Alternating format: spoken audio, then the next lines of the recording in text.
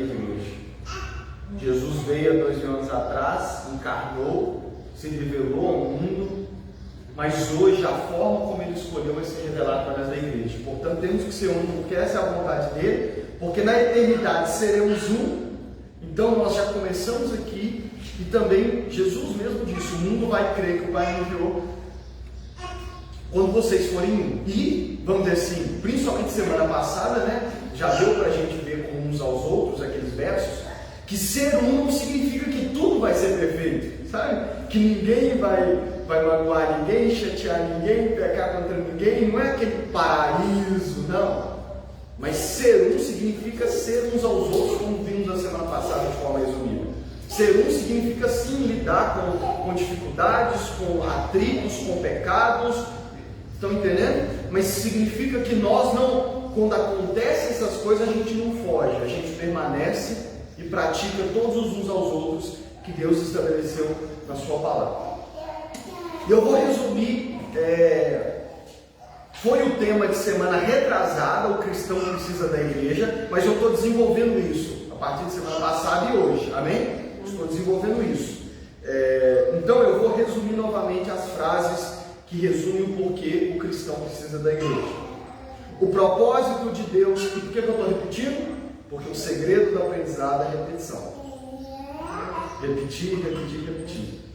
O propósito de Deus ao nos salvar e nos incluir na sua família, a igreja, é para que possamos nos tornar cada dia mais parecidos com o irmão mais velho, Jesus Cristo. Deus nos salvou para isso, para que nos tornássemos como Jesus Cristo. E nós fomos incluídos na família porque somos irmãos e temos o mesmo exemplo que é o nosso irmão mais velho. Segundo, o processo de santificação daqueles que nasceram de novo é o processo de Deus de torná-los segundo a própria imagem de Jesus Cristo, seu Filho. Então esse processo onde nós, de novo convertidos, até nos tornar parecidos com Cristo Jesus, é chamado de santificação.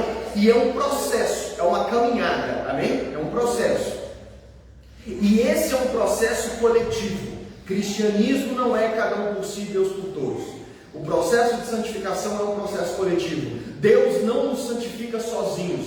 Deus não vai na nossa casa todo dia e fica ali com a gente. Vem cá, meu filho, deixa eu te transformar, deixa eu te santificar. Não, a forma como Ele escolheu é estando nós juntos, uns aos outros. Amém? E assim a gente vai, Deus vai usando a gente, uns aos outros para nos santificar. Então esse é um processo coletivo. Portanto, o cristianismo não é cada um por si, Deus por todos. É um por todos e todos por um. Amém? Não existe na vida cristã crescimento e amadurecimento isolado, por conta própria, independente, sem prestação de contas. Não existe cristianismo, crescimento, principalmente amadurecimento, por conta própria, isolado, sem prestação de conta, independente. Nós precisamos uns dos outros para nos tornar cada dia mais parecidos com o nosso irmão mais velho, Jesus Cristo, que nos amou e deu sua vida por nós. Nós precisamos uns dos outros para que nos tornamos cada vez mais parecidos com Jesus Cristo.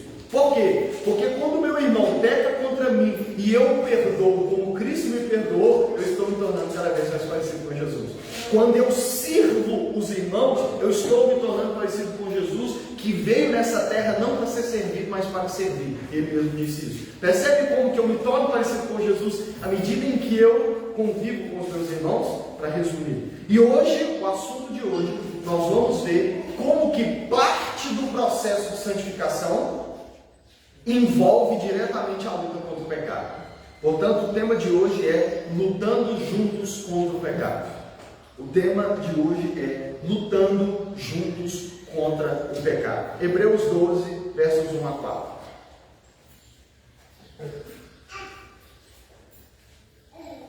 Vamos ler, diz assim, Hebreus 12, versos 1 a 4.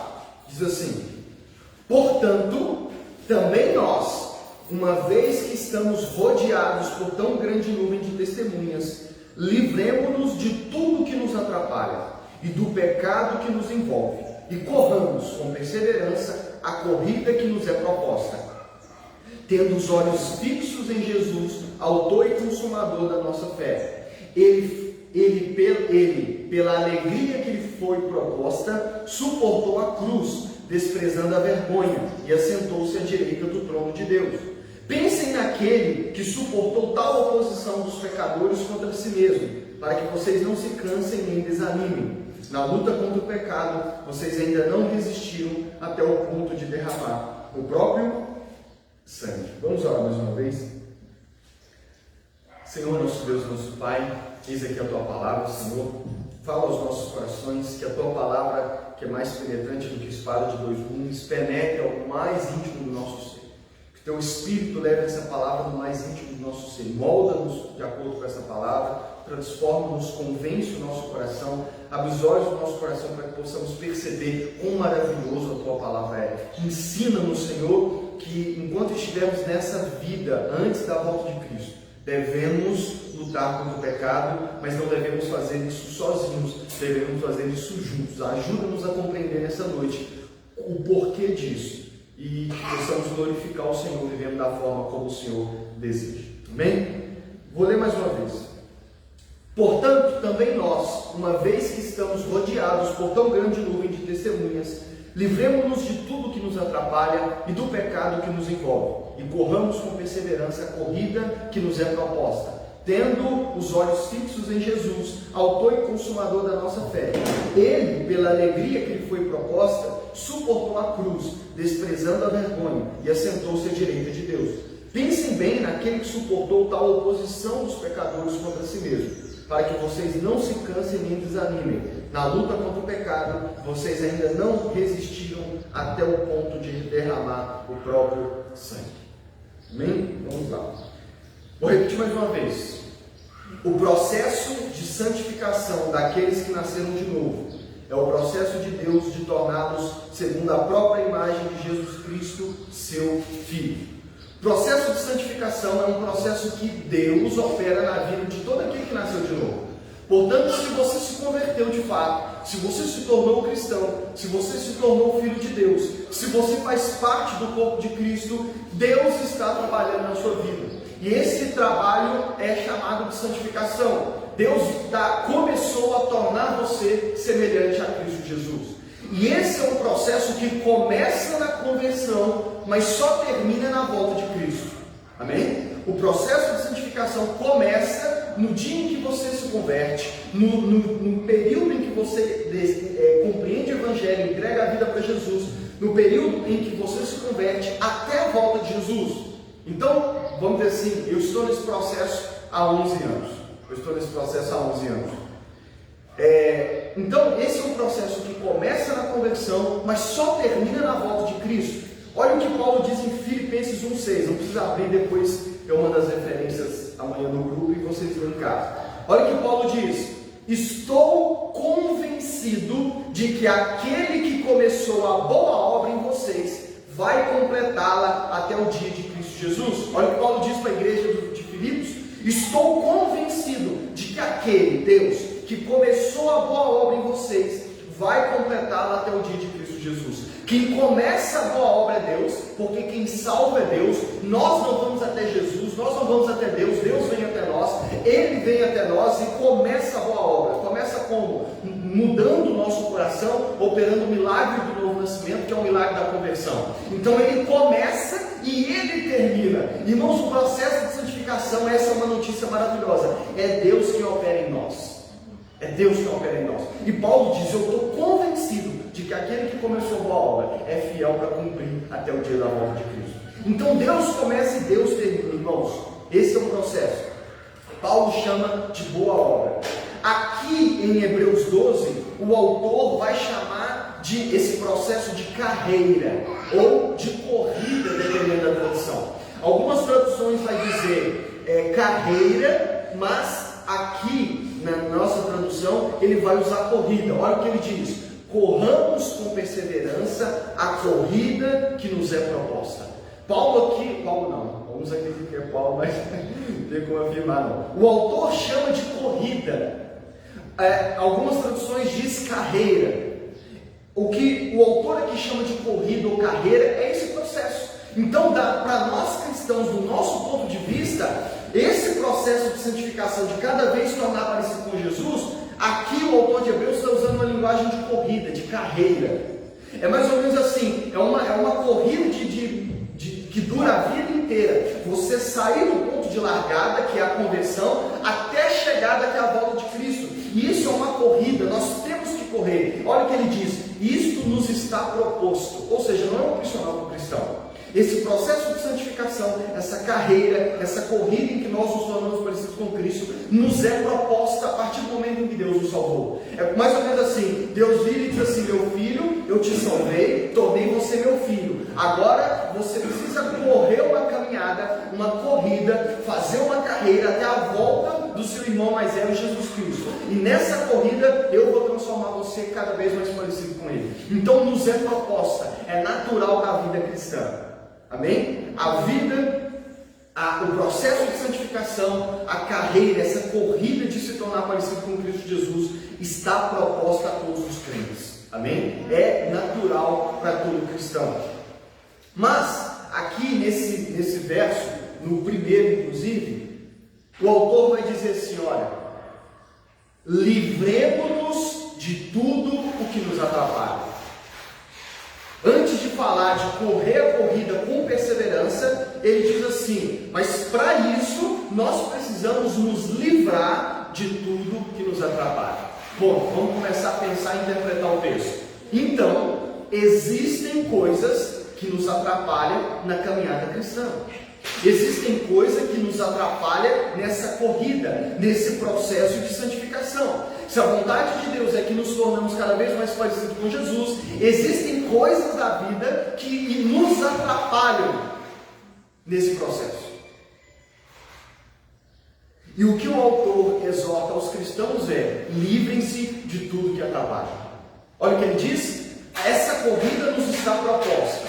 Esse processo, Paulo disse, Deus começou e Deus vai terminar. Mas, cristão, não perca de vista que existem coisas na vida que vão te atrapalhar nessa corrida, que vão atrapalhar o seu caminho. Aqui o autor usa uma linguagem, imagina, irmãos, você já viu natação, competição de natação? Já viu competição de natação?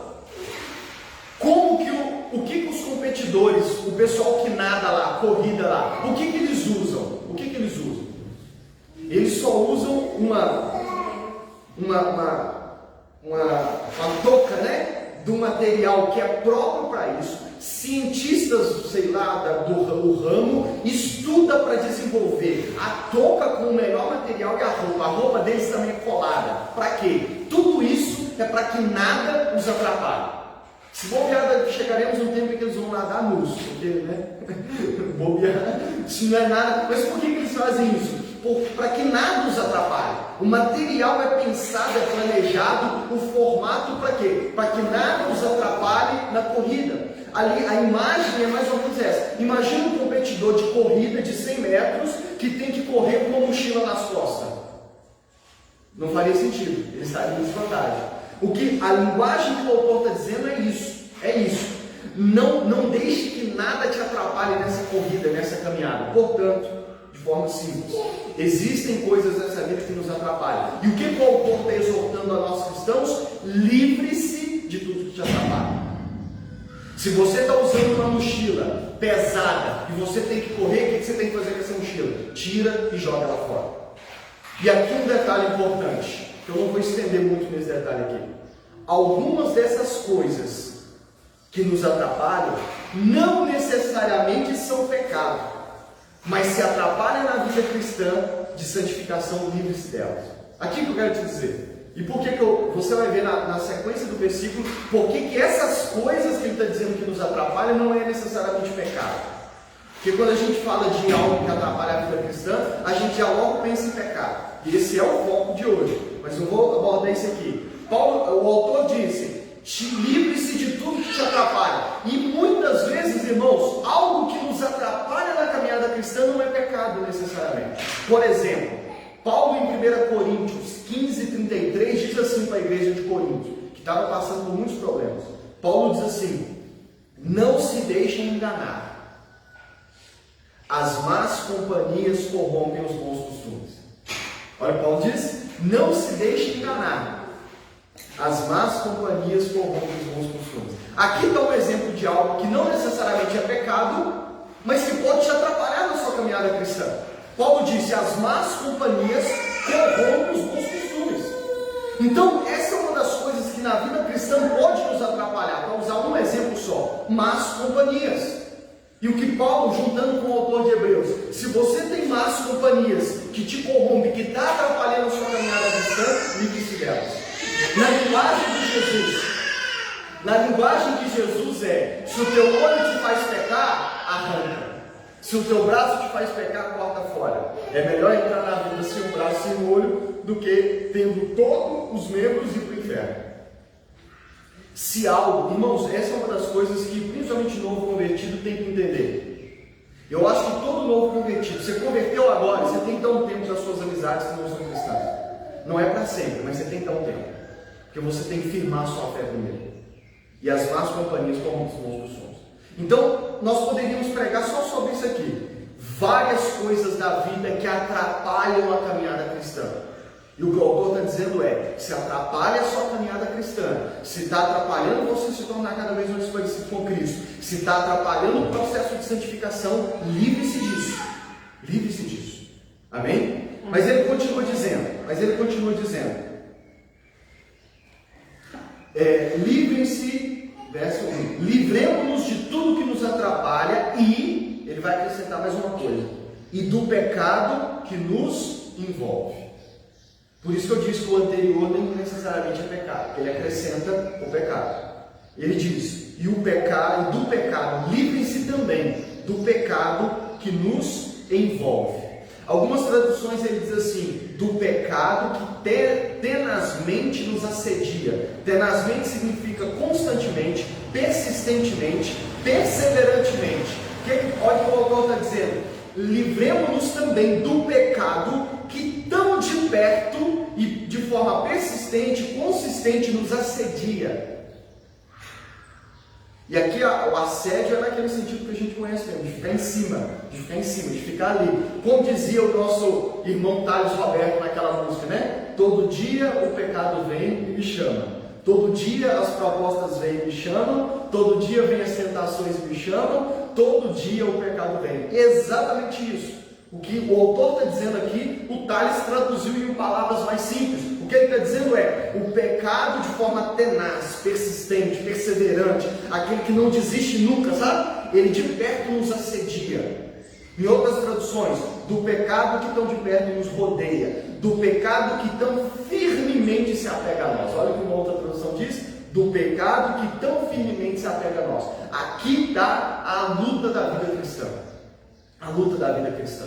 E por que nós sabemos que é uma luta? Porque no verso 4 ele diz assim: na luta contra o pecado. Existe na vida cristã uma luta contra o pecado. E essa luta faz parte do processo de santificação. Porque o nosso maior inimigo no processo de santificação, na caminhada cristã, é o pecado, irmão. Porque o autor está dizendo, e o pecado, por que ele é um inimigo tão feroz? Porque ele não desiste. Ele fica nos assediando, ele é persistente, ele não larga, ele é firmemente, ele fica se apegando a nós.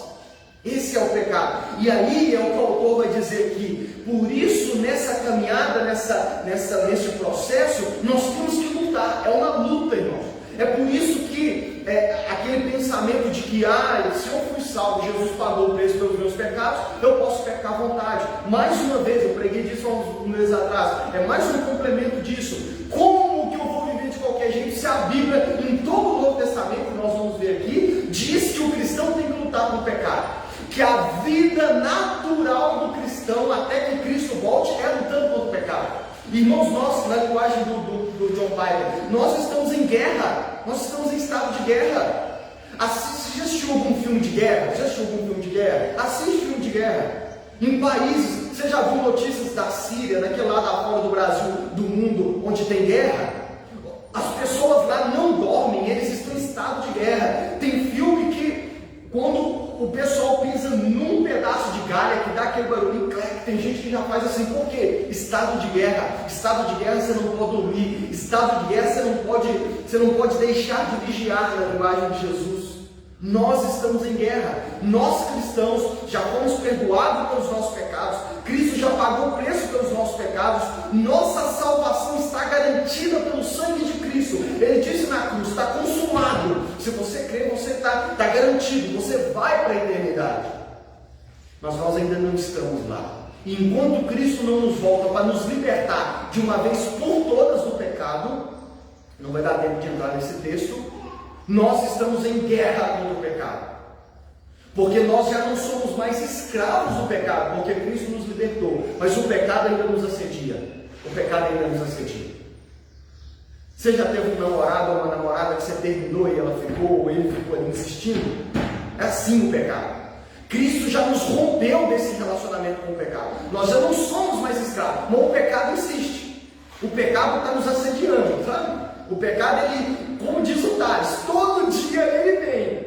O pecado vem. Às vezes a gente acha que é o diabo que vem todo dia. Não, não é o diabo, não. A maioria de nós é tão simples que o diabo nem senta a cabeça com a gente, não. Mas o pecado, e essa é uma das coisas, deixa eu abrir um parênteses aqui. O mundo evangélico hoje confunde muito o diabo com o pecado. Ah, fulano caiu de novo no pecado da prostituição. Foi o diabo, é um demônio que entrou dele. Não, não é um demônio não. Não é um demônio não, é o pecado. O pecado que assediou ele e ganhou o coração dele de novo. Não é demônio. Já viu um vídeo do Porta dos Fundos, que a mulher chega em casa e pega o marido com 3 loiras na cama. Na hora que ela fala: o que é isso? Ele começa a fingir que tem endemoniado, para falar que é demônio. Não, não é demônio não, é você mesmo. É você mesmo que se entregou ao pecado de novo, ou que está preso pelo pecado. Às vezes o diabo está só no canto da sala, cruzando os pés assim, só olhando. Ele não fez nada, vocês estão entendendo? É o pecado, irmãos, o pecado que de perto nos rodeia. A luta contra o pecado faz parte da vida cristã. Até que Jesus Cristo volte, não estaremos livres dele. Teremos que lutar contra ele. A vida normal do cristão é lutando contra o pecado, irmãos.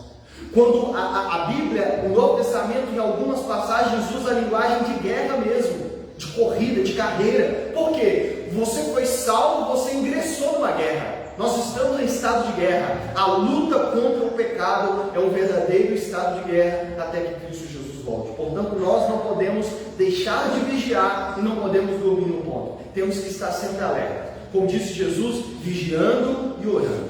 Vigiando e orando. Paulo disse em Romanos 6,12: portanto, falando aos cristãos, não permitam que o pecado continue dominando os seus corpos mortais, fazendo que vocês obedeçam aos seus desejos.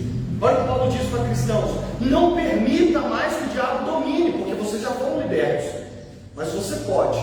Se Paulo está dizendo não permita mais, é porque é possível permitir. É possível estar num estado de vida cristã em que a gente deixa a vida levar e o pecado vem e nos pega de novo. E esse é o próximo ponto. O pecado nos cega, engana e domina. E isso da vida do crente. É isso que muitos não cristãos não entendem. Eles acham que porque você se converteu, você está livre do pecado. Você agora é um anjo. Você não sofre tentação, você não peca, sabe? Você é um ser de luz. Você é o próprio Deus nessa terra. E não é assim, não é assim. Não é assim. A diferença do cristão para o não cristão é que ele tem força e poder do Espírito Santo para vencer a luta contra o pecado. Quem não é cristão nem luta. Sabe, está entendendo? Quem não é cristão nem luta. Ele está igual um cachorro na coleira e o pecado está segurando ele igual um cachorro na coleira. Ele é escravo. Mas o cristão não. Cristo quebrou essa corrente e ele pode estar de pé pelo poder do Espírito e lutar contra o pecado. Mas também é possível um cristão verdadeiro ser cegado, enganado e dominado pelo pecado. O verso que eu acabei de ler, Paulo diz: não permitam que o pecado volte a dominar vocês e escravize vocês novamente. Então é possível. Vou ler alguns outros textos aqui. 2 Coríntios 11, 2 e 3. Olha o que Paulo diz: o zelo que tenho por vocês é um zelo que vem de Deus. Eu os prometi a um único marido, Cristo, querendo apresentá-los a ele como uma virgem pura. Olha o verso 3. Paulo diz para a igreja que o zelo que ele tem, o cuidado que ele tem, o porquê que ele se esforça, ele doa a sua vida, ele corrige, ele exorta, Ele está entendendo? E aqui o contexto é lidar com todo o pecado que tinha na igreja. Ele fala, esse zelo que eu demonstro para vocês é porque eu prometi apresentar vocês como uma noiva para Cristo. Eu sou como o irmão, o amigo da noiva, que prepara ela para apresentar para o noivo. Esse é o meu chamado. E esse é o chamado de todo pastor. Aí no verso 3 ele diz assim: o que receio e quero evitar é que, assim como a serpente enganou Eva com astúcia, a mente de vocês seja corrompida e se desvie da sua sincera e pura devoção a Cristo. Aí, falando do zelo, ele diz assim: mas eu tenho medo, eu tenho receio, algo que me preocupa. É o quê? Que assim como a serpente enganou Eva com astúcia, e onde que o diabo enganou Eva e levou ela a pecar? Porque o máximo que o diabo pode fazer é isso. É apresentar as tentações na sua frente. Paulo diz: a serpente enganou Eva com astúcia. E onde foi isso? No jardim. Perfeito. O jardim era perfeito. Adão e Eva eram perfeitos. Eles não tinham pecado. E lá a serpente conseguiu enganar Eva. Aí Paulo diz assim: o meu medo, que eu tenho receio, é que o diabo, a serpente, consiga também enganar vocês. E se Adão e Eva foram enganados no jardim, no Éden, quem dirá nós aqui nessa terra caída? Né? Quem dirá nós? Então ele diz: o que eu tenho medo, o que eu receio, o que eu quero evitar. Olha um pastor escrevendo para a igreja: eu quero evitar, o máximo que tiver ao meu alcance, eu vou demonstrar zelo para evitar isso. É que o diabo, a serpente, consiga enganar vocês e levar vocês a pecar. Corrompa a mente de vocês e desvie, esse é o verdadeiro desviar, e desvie vocês da sincera e pura devoção a Cristo.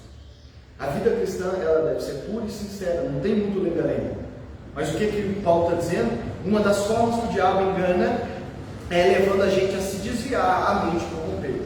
Em 1 Coríntios capítulo 5, verso 1 e 2, ele diz assim para a mesma igreja: por toda parte se ouve que há imoralidade entre vocês, imoralidade que não ocorre nem entre os pagãos, a ponto de alguém de vocês possuir a mulher do seu pai, e vocês estão orgulhosos. Não deviam, porém, estar cheios de tristeza e expulsar da comunhão aquele que fez isso? Olha Paulo escrevendo para a igreja, ele diz assim: olha, eu já ouvi falar que está tendo imoralidade sexual, imoralidade, pecado no meio de vocês, que nem no meio dos não cristãos tem, a ponto do filho se deitar com a mãe do pai.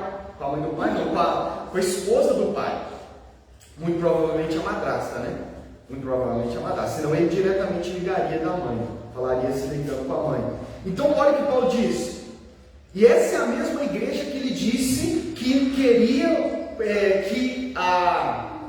evitar que a serpente o enganasse. Mas essa é uma igreja que já estava sendo enganada pelo diabo, que já estava se deixando dominar pelo pecado. Portanto, Paulo diz: no meio de vocês está tendo pecado que nem entre os não cristãos a gente está vendo.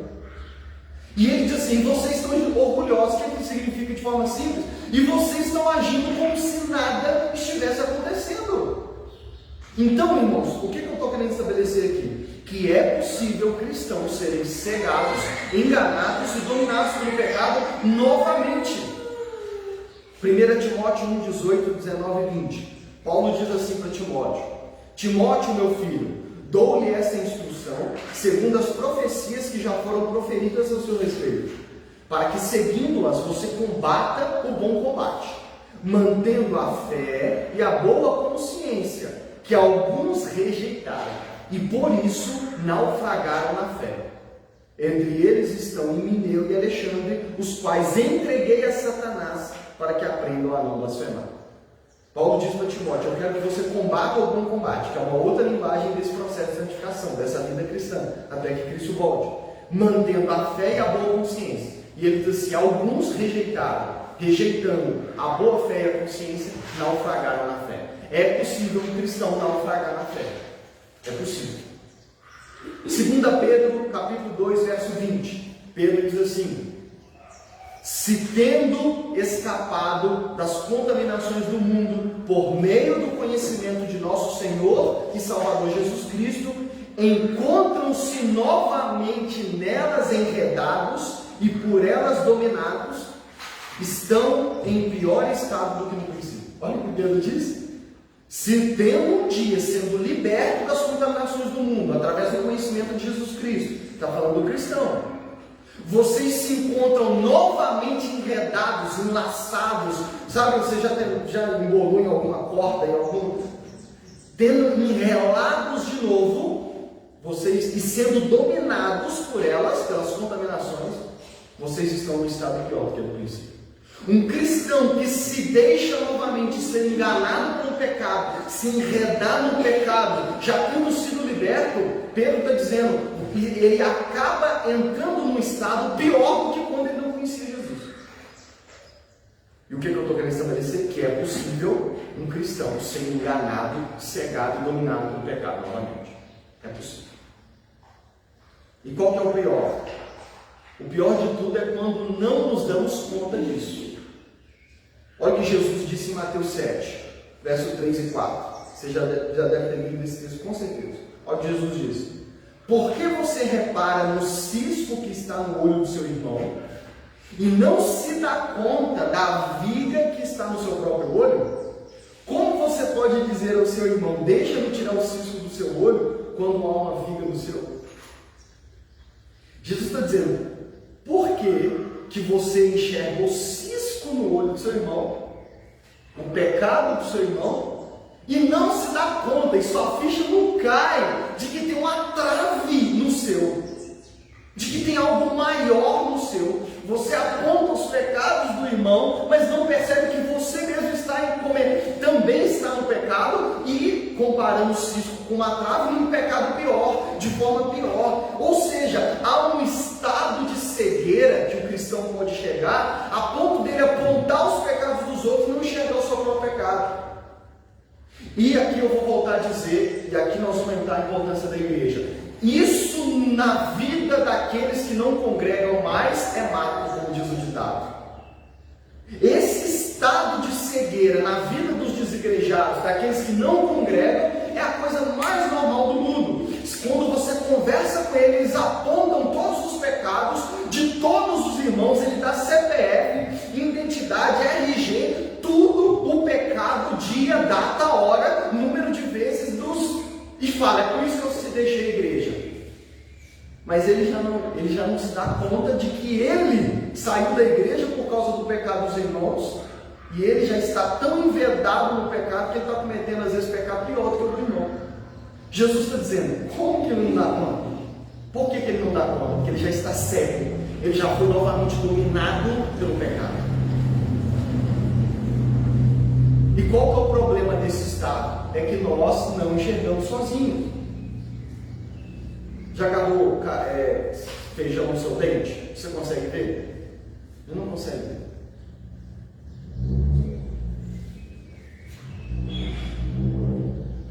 O que nos livra desses estados? Bom, resumindo até aqui, para nós entrarmos na parte 2. Parte da caminhada cristã é a luta contra o pecado. Parte não, a vida cristã é luta contra o pecado até que Jesus volte. Portanto, devemos estar sempre alertas, vigiando e orando. Todo dia o pecado vem e nos chama, todo dia as propostas vêm, todo dia vem as tentações, todo dia o pecado vem e nos chama. Todo dia, o pecado acorda primeiro que você. Tem dias que é ele que te acorda. Todo dia ele vem. A gente sabe que não tem um centímetro do universo em que a gente vai que não tem pecado. Tem gente que diz, eu vou mudar de cidade, eu vou mudar de bairro, eu vou mudar dessa casa. Vai chegar lá, o pecado já vai estar lá esperando mesmo. Vai dar as boas-vindas, aliás. Não é lugar, não, é o pecado que nos rodeia e nos assedia. Portanto, devemos lutar. Agora, é possível, Lucas, o cristão ser enganado pelo pecado, já tendo conhecido? É possível. Levar rápido, mas li vários textos que nos mostram isso. Os apóstolos alertavam as igrejas a esse respeito. E Jesus disse que há um estado de cegueira em que você até vê o pecado do outro, mas não vê o seu. Então, peraí, se eu posso estar enganado, talvez eu possa estar sendo enganado por um pecado agora, nesse exato momento. Como nos livrar de algo que nós não conseguimos ver? E aqui é que entra a nossa série. E por isso que o assunto de luta contra o pecado tem a ver muito com a igreja, com o congregar, com o estar juntos. Por quê? Porque é nesse estado, e é por causa do perigo desse estado, em que nós precisamos da igreja. Por isso, o cristão precisa uns dos outros. Por isso, o cristão precisa da igreja. Por quê? Porque o pecado nos assedia, ele de perto nos rodeia, ele pode voltar a nos dominar, nos enganar e nos deixar em estado de cegueira. E é nesse ponto, por causa do risco e desse estado para alguns, que nós precisamos da igreja. Lucas, o que você quer dizer com isso? Parte do que essa igreja envolve ajudar uns aos outros na luta contra o pecado. Parte do que essa igreja envolve ajudar uns aos outros na luta contra o pecado. Se você decidir lutar contra o pecado sozinho, já cava a cova do seu túmulo. Já se prepara para perder, se você quiser lutar contra o pecado sozinho. Ninguém na vida cristã vence a luta contra o pecado sozinho. Ninguém. Só Jesus venceu a luta contra o pecado sozinho. E ninguém é igual a Jesus. Por isso, já percebeu que todos os grandes homens de Deus da palavra da Bíblia, todos os homens que a Bíblia narra a história deles com Deus e que serve de exemplo para nós, todos eles cometeram pecado? Lembra de Davi, que nós começamos a ler o Salmo, que a alma ansiava? Teve um momento da vida dele que ele pecou, quando ele pegou a mulher do general dele, do amigo dele, se deitou com ela, a famosa Batseba. E não só se deitou com ela, quando descobriu que ela estava grávida, o que ele fez? Mandou assassinar o amigo dele. Ele não fez, mas ele armou todo o plano. E um homem que a alma ansiava por Deus, que ainda que passasse pelo vale da sombra da morte não temeria mal algum, porque Deus era com ele, esse homem passou um período da sua vida num estado de cegueira que ele não percebeu o seu pecado. E o que Deus fez? Deus mandou Natan, o profeta, ir lá na casa dele. E se eu não estou enganado, acho que essa é a única vez que fala de Natan, né? Quando Davi estava cego, Deus falou com o profeta, vai lá. A vida cristã é assim, a gente não precisa intrometer na vida dos outros. Mas vai chegar um momento em que nós vamos precisar entrar. Porque principalmente quando alcançarmos esse estado de cegueira. E vai Natan lá. E Natan não chega falando, Davi, você está em pecado. Olha, percebe para você ver. Natan chega e diz assim, Davi, deixa eu te contar uma história. Tinha um homem que tinha muitas ovelhas. Ele era rico. E um outro homem, vizinho desse, só tinha uma ovelha. O que aconteceu, Davi? Chegou visita na casa do homem rico. E o que o homem rico fez? Precisando matar uma ovelha para servir. Ao invés de ele pegar uma das muitas que ele tinha, ele pegou a única daquele cara e a sacrificou. O que a Bíblia diz que Davi fez? Davi ficou bravo demais. Me fala quem que é esse homem que eu pessoalmente vou matá-lo. E o que Natan disse com a voz, imagina eu, bem branca? Você é esse homem. Percebe o que Jesus falou? Ele ficou irritado e falou, esse homem merece morrer. Mas ele não percebeu que ele era esse homem, porque ele tinha várias esposas e pegou a única que Urias tinha. A única. Portanto, irmãos, é possível na vida cristã nós chegarmos nesse ponto. E é aí que precisamos uns dos outros. E aqui não só o profeta, nós precisamos uns dos outros. A parte do que essa igreja é ajudar uns aos outros na luta contra o pecado. O cuidado uns para com os outros dentro da igreja deve ser preocupação de todos os membros e não somente dos pastores e líderes. Irmãos, nós, se somos um verdadeiramente, se entendemos tudo que a Bíblia diz a respeito de uns aos outros, nós temos que entender que somos responsáveis uns pelos outros. Nós não podemos ter a síndrome de Caim, que Deus chega para Caim e disse, onde está o seu irmão? E qual foi a resposta que Caim deu para Deus? Eu sei lá, eu sou guarda-costas do meu irmão. Nós somos responsáveis uns pelos outros, irmão. Nós somos. E nós precisamos lembrar disso todos os dias, porque só assim vamos praticar uns aos outros. Só assim vamos ajudar uns aos outros, principalmente naquilo que é a nossa maior ameaça, que é a luta contra o pecado. Precisamos lembrar disso. Mateus 18:15, olha o que Jesus disse. Se o seu irmão pecar contra você, vá e associe com ele e mostre-lhe o erro. Eu citei semana passada. Olha o que Jesus disse. Se o seu irmão pecar contra você, vai e conversa com ele a sós, mas mostra-lhe o erro. O irmão, eu pequei contra você, e já estou tão cego pelo pecado que eu nem me dei conta de que eu pequei contra você. O que Deus manda fazer? O que Jesus mandou fazer? não é você ficar esperando eu me arrepender, porque pode ser que eu nunca vá me arrepender. Como Davi, eu nunca vou perceber que pequei contra você, Urias. Aí, Jesus diz assim, vai lá e conversa com ele, aponta ele o erro, mostra para ele, fala com ele, olha, você pecou contra mim, você pecou, você fez isso, vai e conversa. Se ele o ouvir, você ganhou seu irmão. Mas se ele não ouvir, leve consigo mais um ou dois outros, de modo que qualquer acusação seja confirmada pelo depoimento de 2 ou 3 pessoas. Aí Jesus diz assim, se o seu irmão não te ouvir, não reconhecer o seu pecado, não pedir perdão, chama 2 irmãos, bons testemunha, apresenta o caso. Se ainda assim, com 3 pessoas ajudando aquela pessoa não resolver, o que Jesus diz? Se ele se recusar a ouvi-los, conte para a igreja. E se ele recusar ouvir também a igreja, trate-o como pagão ou publicano. Jesus manda levar alguns casos para toda a igreja. Eu já tentei sozinho, já chamei 2 irmãos para me ajudar. Ainda assim o irmão não se arrepende desse pecado. Apresenta para a igreja. E se prepare, porque nós oramos a Deus que isso nunca tenha que acontecer. Mas se tiver, nós teremos que trazer publicamente diante da igreja. O irmão fez isso. E se ele não ouvir a igreja, nós devemos expulsá-lo da comunhão. É o que Paulo em Coríntios manda fazer com um homem que se deitou com sua madrasta. Paulo diz, expulsem ele da igreja, entregue a alma dele para Satanás. E é o que ele falou que fez com Alexandre e Mineu. Lembra que ele disse para Timóteo? Eu os entreguei para Satanás, porque eles naufragaram na fé. Mas qual que é o objetivo de ir até o irmão? É Tiago 5, 19 e 20. Olha o que Tiago diz. Meus irmãos, se algum de vocês se desviar da verdade e alguém o trouxer de volta, lembre-se disso. Quem converte um pecador do erro do seu caminho, salvará a vida dessa pessoa e fará que muitíssimos pecados sejam perdoados. O objetivo sempre é esse.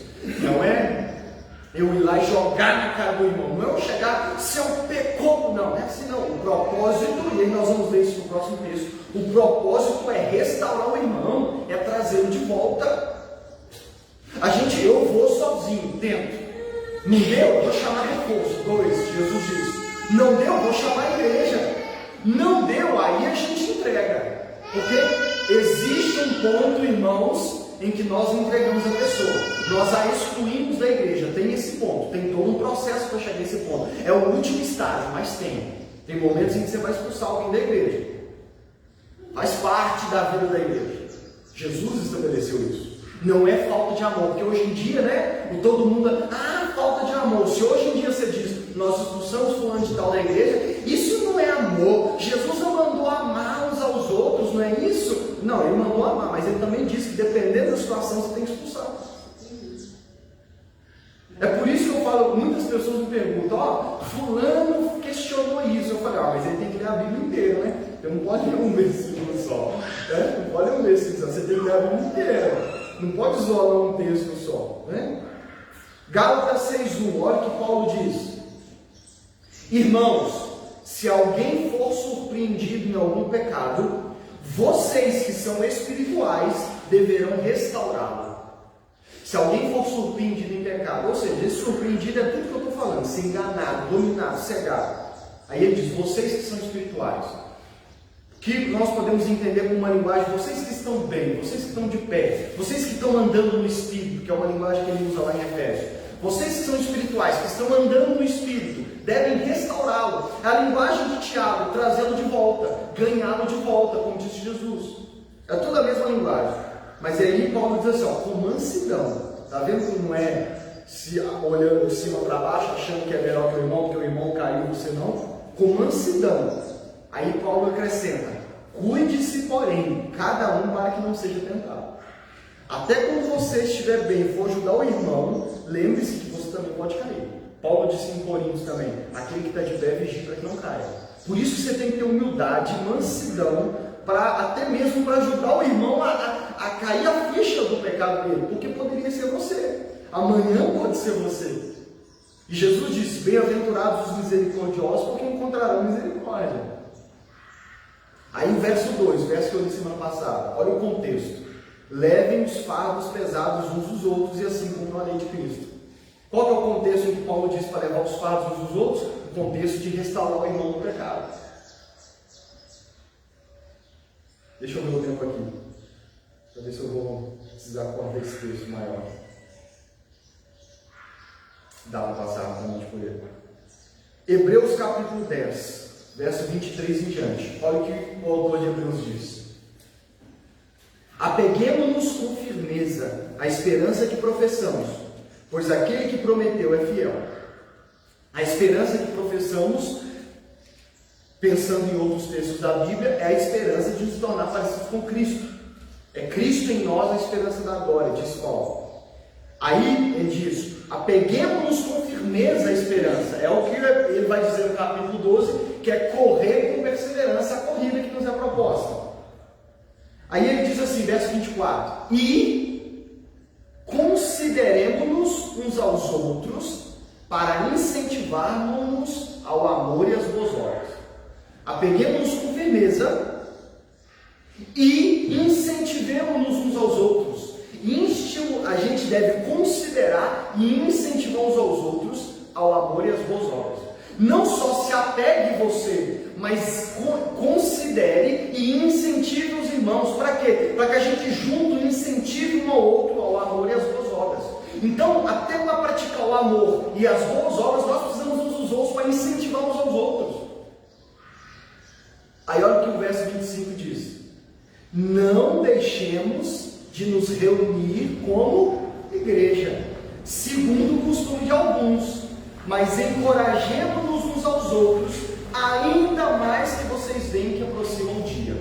Aí olha o que ele diz, não deixemos de congregar. Não deixemos de congregar. Na luta contra o pecado, na luta contra as tentações, contra as propostas, o autor de Hebreus está dizendo, não deixemos de congregar. Vamos incentivar uns aos outros, permaneça congregando, para que a gente incentive uns aos outros, para que a gente motive uns aos outros a prática do amor das boas obras. Principalmente, diz o autor, que aquele dia se aproxima, que é o dia da volta de Cristo.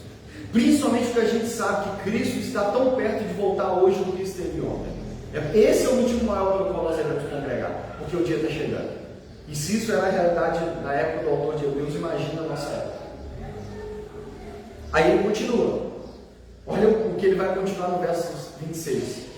Se continuarmos a pecar deliberadamente depois de recebermos o conhecimento da verdade, já não resta sacrifício pelos pecados, mas tão somente uma terrível expectativa de juízo e de fogo intenso, que consumirá os inimigos de Deus. Aí, está vendo como que o contexto é a luta contra o pecado de toda a carne, contra as tentações. Ele diz, não deixe de congregar, principalmente que se aproxima o dia, porque se a gente continuar pecando deliberadamente, depois de ter conhecido a verdade, já não tem sacrifício que pague o preço pelos nossos pecados. Mas a única coisa que nos aguarda é a terrível expectativa de juízo e fogo intenso que aguarda para os inimigos de Deus. Olha o perigo de deixar de vigiar e deixar de lutar juntos contra o pecado. 28 em diante. Olha o que fica mais pesado ainda, tá? Quem rejeitava a lei de Moisés morria sem misericórdia pelo depoimento de 2 ou 3 testemunhas. É isso que Jesus citou, né? Chama 2 testemunhas. Estava em mente isso do Antigo Testamento. 29. Quão mais severo castigo julgam vocês merece aquele que pisou aos pés do Filho de Deus, que profanou o sangue da aliança pelo qual ele foi santificado e insultou o Espírito da graça. Olha o que o autor está dizendo. Quem pecava contra a lei de Moisés lá atrás, que não salvava, a lei que não salvava, morria.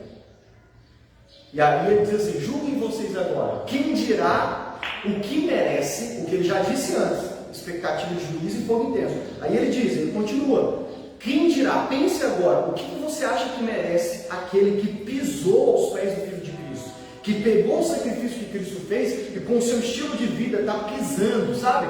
Está jogando fora, está rejeitando o que Cristo fez. Porque se Cristo morreu pelos meus pecados, quando eu volto a me deixar dominar pelo pecado, que é o que ele diz, pecar deliberadamente, continuar pecando deliberadamente, tendo conhecido, ele está dizendo, você está pisando o Filho de Deus. você está profanando o sangue da nova aliança. E você está insultando o Espírito da graça. E essa é uma mensagem que não tem nas igrejas hoje. É por isso, irmãos, que a luta contra o pecado, o processo de santificação é sério. E todo cristão verdadeiramente nascido de novo, ele não vive de qualquer jeito. Se ele entende tudo isso aqui, ele não vive de qualquer jeito. 30 a 34. Pois conhecemos aquele que disse: a mim pertence a vingança, eu retribuirei. Ele cita um texto do Antigo Testamento. Deus disse: a vingança é minha, eu vou retribuir. E outra vez, o Senhor julgará o seu povo. Julgará quem? Quem não é crente, não, o seu povo. Terrível coisa é cair nas mãos do Deus vivo. 34. Vocês se compadeceram dos que estavam na prisão e aceitaram. Não, 34 diz não. 31 acabou.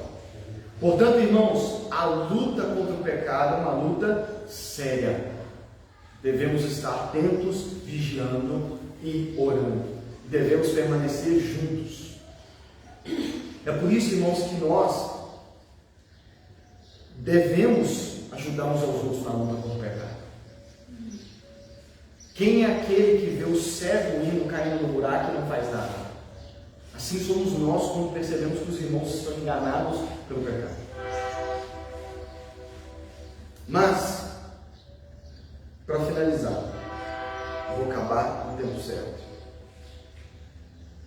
Vamos reler de novo do 1 ao 4, eu vou finalizar com aquilo que ele vai apresentar. Nós já vimos todo esse perigo da luta contra o pecado. Mas a nossa maior motivação, incentivo na luta contra o pecado, e até mesmo o nosso maior exemplo, é Jesus Cristo. Olha o que ele vai dizer. A partir do livremos. Livremos-nos de tudo que nos atrapalha e do pecado que nos envolve, e corramos com perseverança a corrida que nos é proposta. Verso 2. Como nós fazemos isso? Tendo os olhos fixos em Jesus, autor e consumador da nossa fé. Ele, pela alegria que lhe foi proposta, suportou a cruz, desprezando a vergonha, e assentou-se à direita do trono de Deus. Pensem bem na sua caminhada cristã, naquele que suportou tal oposição dos pecadores contra si mesmo, para que vocês não se cansem e não se desanimem nessa corrida. 4. Pois na luta contra o pecado, vocês ainda não resistiram a ponto de derramar o próprio sangue. Deixa eu te ajudar a entender que maravilhoso é isso. A igreja é importante e fundamental na luta contra o pecado, mas o principal e o nosso maior incentivo é manter os olhos fixos em Jesus Cristo, em sua obra, em sua vida e obra realizada por nós. Nosso maior incentivo, nosso maior exemplo, nossa maior motivação para que a gente lute essa vida contra o pecado, essa luta contra o pecado e corra essa corrida, é manter os olhos fixos em Jesus, é não perder Jesus de vista. É mais ou menos assim: se a corrida é de 100 metros, eu vou correr olhando para frente, tendo lá na frente o meu Senhor e o meu Salvador. Por que eu tenho que manter os olhos fixos em Jesus? O que é manter os olhos fixos em Jesus? É lembrar o que ele vai lembrar aqui agora. Primeiro, ele é o autor e o consumador da nossa fé. E o que isso significa? Em primeiro lugar, ele trilhou esse caminho antes de nós. Jesus, quando esteve nessa terra, ele foi tentado. Hebreus vai dizer que ele foi tentado com todos os tipos de tentações. Jesus, o nosso Senhor e Salvador, quando esteve nessa terra, sendo humano como nós somos, ele foi tentado, ele sofreu todos os tipos de tentações. O próprio Espírito Santo levou ele, assim que ele batizou, para ficar 40 dias no deserto e ser tentado pelo próprio diabo. Eu tenho quase certeza que eu nunca fui tentado pelo diabo em pessoa. Jesus foi. Jesus foi. Jesus foi. Ele, nessa terra, trilhou o caminho das pedras. Quem trilhou foi ele. A 040 para BH, quem fez foi Jesus. Hoje eu só preciso seguir ela. Ele é o nosso maior exemplo. Ele veio nessa terra e lutou contra o pecado e venceu. É Ele quem começou sua obra em nós e é Ele quem prometeu cumprir. O que Paulo disse em Filipenses? Estou convencido de que aquele que começou a boa obra é fiel para cumprir. Eu tenho que lembrar disso na luta contra o pecado, principalmente nos dias em que eu achar que a luta está demais para mim. Nossa, eu não consigo. Esse pecado nossa, ele é muito bom, ele é irresistível. Quando eu achar que eu estou na luta contra o pecado, lutando contra o pecado que talvez é maior que eu tenho que me lembrar, não, meu Jesus venceu. E Paulo diz também em Coríntios que ele nunca nos deixará ser tentado por algo que não possamos resistir. E ele ainda completa dizendo, mas ele sempre vai prover um escape. Irmãos, eu confesso para vocês, até quando às vezes eu já caí em pecado, eu posso cair, mas eu sempre percebo o escape de Deus. Deus sempre vai prover um meio de você escapar. O que você tem que fazer é se esforçar e escapar por essa porta. Escapa por essa porta. Porque Ele é o autor e consumador da nossa fé. Como que eu vou achar impossível a luta contra o pecado se é Ele quem não está operando esse processo de santificação? Percebe isso? E isso, irmãos, é um dos incentivos para nós cristãos. A luta contra o pecado não é impossível. Por quê? Porque, em primeiro lugar, quem está nos ajudando nesse processo é Ele. Essa obra quem está fazendo é Ele. Paulo disse, é Ele quem opera o querer e o executar. Ele está comigo, Ele não me abandonou. Na verdade, o próprio autor de Hebreus vai dizer que é porque Ele passou por tudo que nós passamos que hoje Ele pode nos socorrer em todas as dificuldades. Ele disse isso no capítulo 2 e no capítulo 4. Então lembrar, ter os olhos fixos de Jesus é lembrar disso, que Ele é o autor e consumador da nossa fé. Aí diz assim, Ele, pela alegria que lhe foi proposta, suportou a cruz. O que deu força para Jesus suportar tudo aquilo que Ele suportou? A Bíblia está dizendo, Ele tinha em vista a alegria que Ele ia ter. O que isso significa? Jesus sofreu o que sofreu na cruz, tendo em vista isso, que Ele salvaria a muitos e isso lhe traria a Ele. Jesus suportou tudo o que suportou porque Ele tinha você em mente, porque Ele tinha a sua salvação em mente, porque Ele sabia que passar por todo aquele sofrimento resultaria na sua e na minha salvação. E isso o fortaleceu.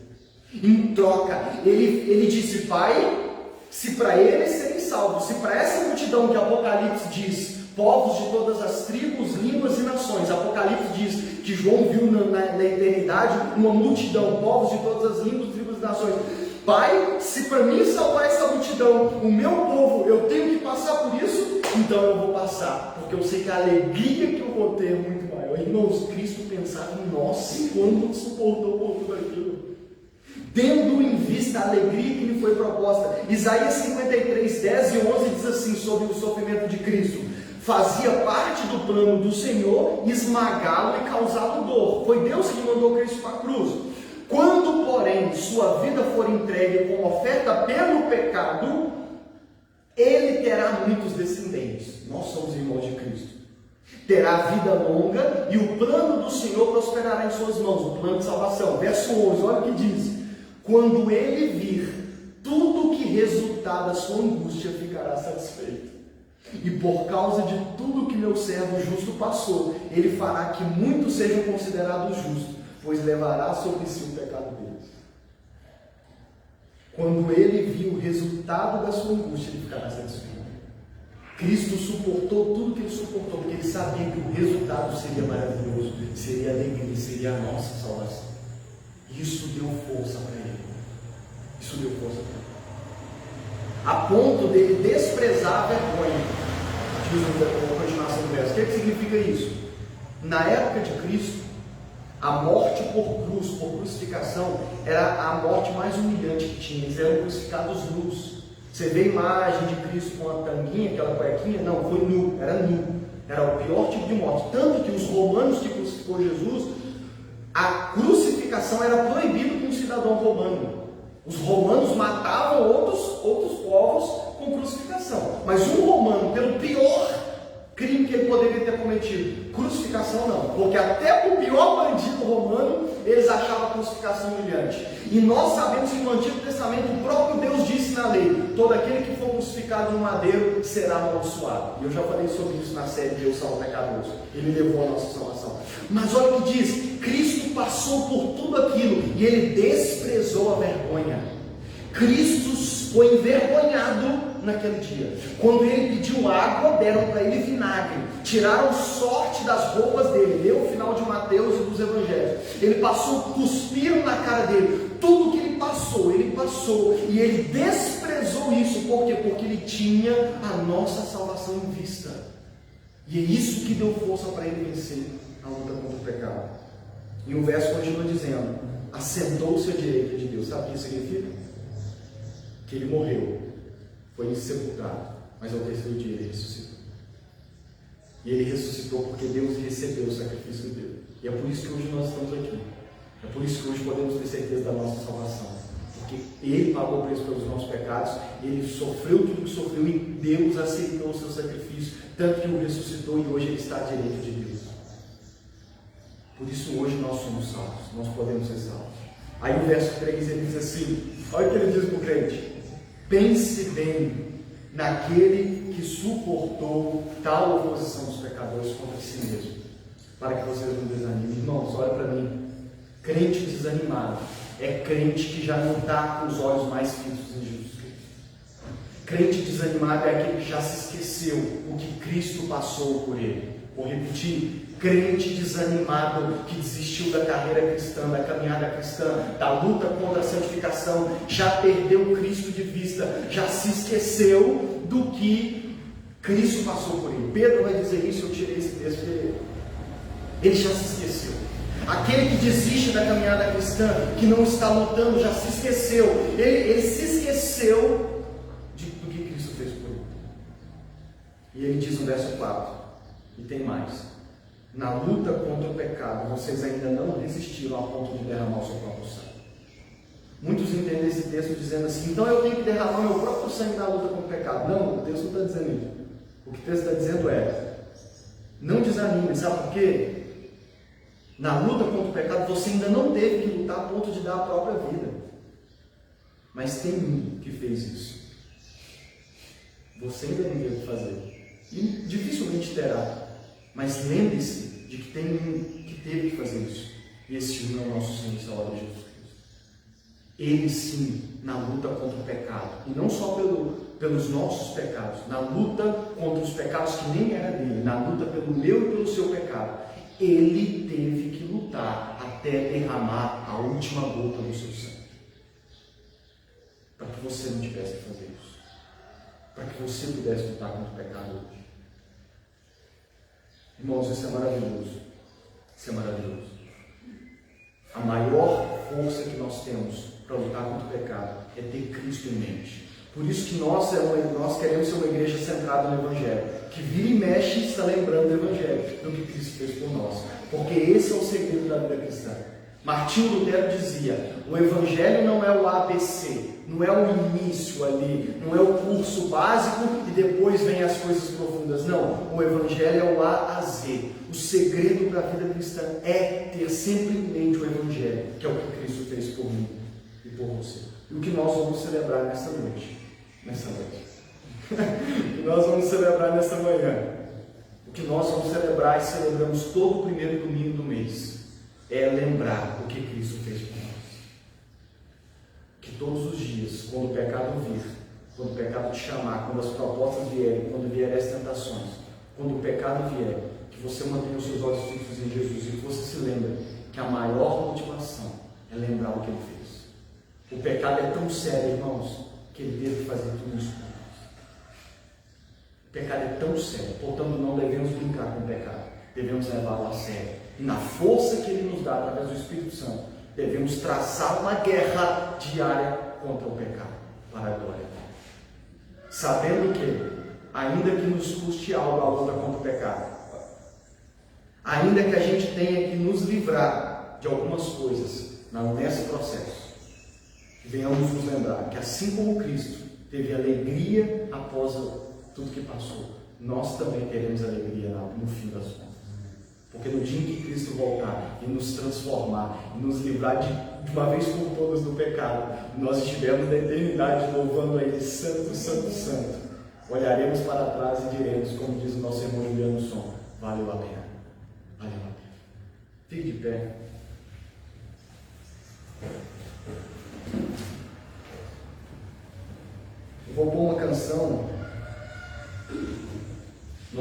Glória e Honra, da Nívia Soares. E ela é uma canção inspirada nesse texto de Isaías, que diz que pela alegria que lhe foi proposta, ele suportou tudo isso. Que ele veria o fruto do seu trabalho. Isaías diz, quando ele visse o fruto do seu trabalho, ele ficaria satisfeito. Essa canção fala disso. E hoje eu vou quebrar, nós vamos colocar aquela outra, porque eu acho que essa vai ser melhor. Enquanto a gente ouve essa canção, vocês que já são batizados,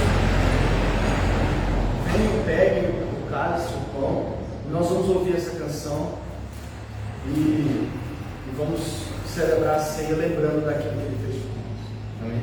Que possamos